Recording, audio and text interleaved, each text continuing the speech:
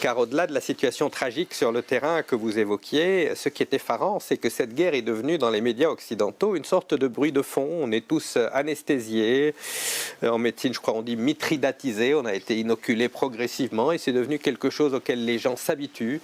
Alors que si j'ai bien compris, le nombre, je ne suis pas expert militaire, mais le poids des bombes qui sont tombées sur Gaza dépasse déjà Londres, Hambourg et Dresde pendant la Seconde Guerre mondiale. C'est un territoire qui est à peine plus grand que la Gironde. Donc c'est quand même effarant et cette absence de sursaut international et au contraire ce tombereau d'injures qui s'abattent sur tous ceux qui osent critiquer ce qui se passe à Gaza est quand même très révélateur.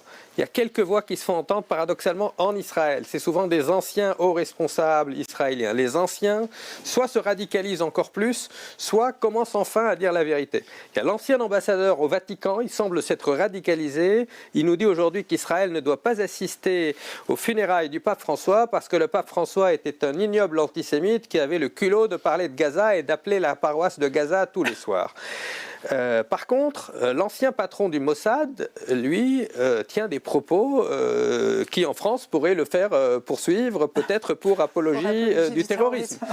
Même l'ancien patron de la CIA, Leon Panetta, nous dit que l'attaque qui a eu lieu au Liban, l'attaque au pager, est un acte de terrorisme.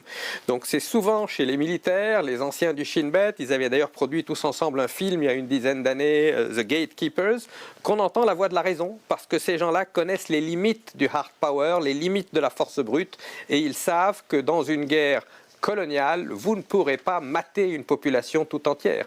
On aurait dû apprendre la leçon après l'Algérie, après le Vietnam, et je pense que si cette question palestinienne continue de parler à tellement de gens à travers le monde, c'est parce qu'elle est perçue comme l'une des dernières questions coloniales, et ce que vous avez décrit rentre parfaitement dans ce cadre.